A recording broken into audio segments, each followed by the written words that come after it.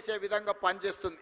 హైడ్రా మీ ఆస్తుల దగ్గరికి రాలే, మీ అనుమతులున్న నిర్మాణాలు కూలగొట్టలే, అక్రమంగా చెరువుల్లో అదేవిధంగా కుంటలలో అదేవిధంగా నాలాలు ఆక్రమించుకొని హైదరాబాదు నగరాన్ని అభివృద్ధిని అడ్డుకొని దెబ్బతీసి ఈరోజు ఆ నీళ్లు రోడ్ల మీదకి వస్తుంటే వాటి ఆక్రమణలు తొలగించడానికి మాత్రమే హైడ్రా పనిచేస్తుంది.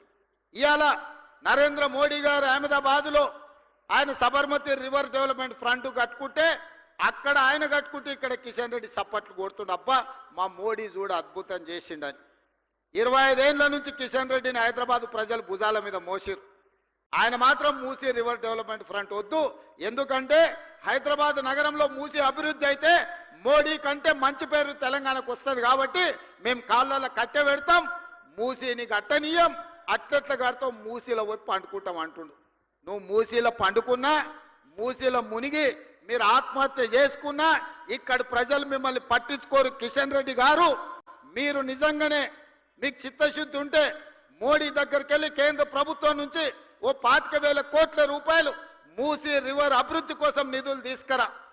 అక్కడ పేదోళ్ళ కోసం ముసలి కన్నీరు గారుస్తున్నావు కదా, ప్రధానమంత్రి ఆవాస్ యోజన కింద భూమి నేను ఇస్తా, ఓ 10,000 కోట్ల రూపాయలు తీసుకురా, అద్భుతంగా పేదోళ్ళందరికీ మంచిగా అపార్ట్మెంట్స్ కట్టి ఇద్దాము, వాళ్ళకు మంచి భవిష్యత్తు ఇద్దాం, అక్కడ మంచి స్కూళ్ళు కట్టిద్దాం, మంచి కాలేజీలు కట్టిద్దాం.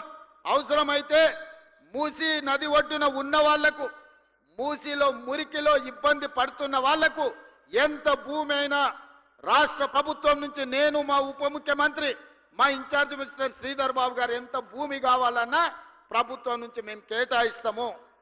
ప్రధానమంత్రి ఆవాస్ యోజన కింద ఈ పేదలకు మంచి అపార్ట్మెంట్లు కట్టించడానికి ఒక 10,000 కోట్ల రూపాయలు నరేంద్ర మోడీని అడిగి తీసుకురా. కిషన్ రెడ్డి గారు, మీరు సికింద్రాబాద్ నుంచి 2వసారిగా మంత్రి అయినరు, 3 సార్లు ఎమ్మెల్యే అయినరు, భారతీయ జనతా పార్టీ అధ్యక్షుడు, మీకు బాధ్యత లేదా?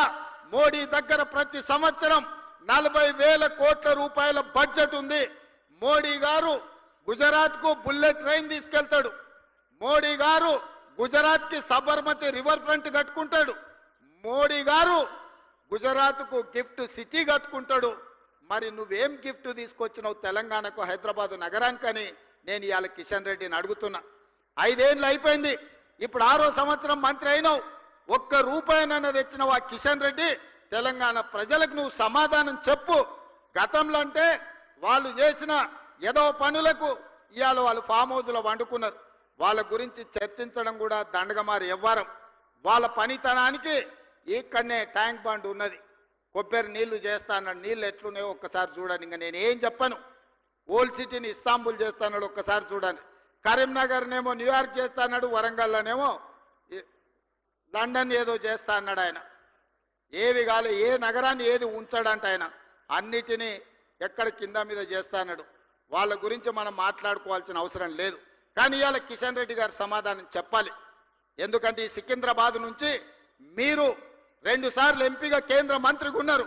ఇవాళ మెట్రో రైలు ఆనాడు మేము తెచ్చిన 76 కిలోమీటర్లే ఉంది.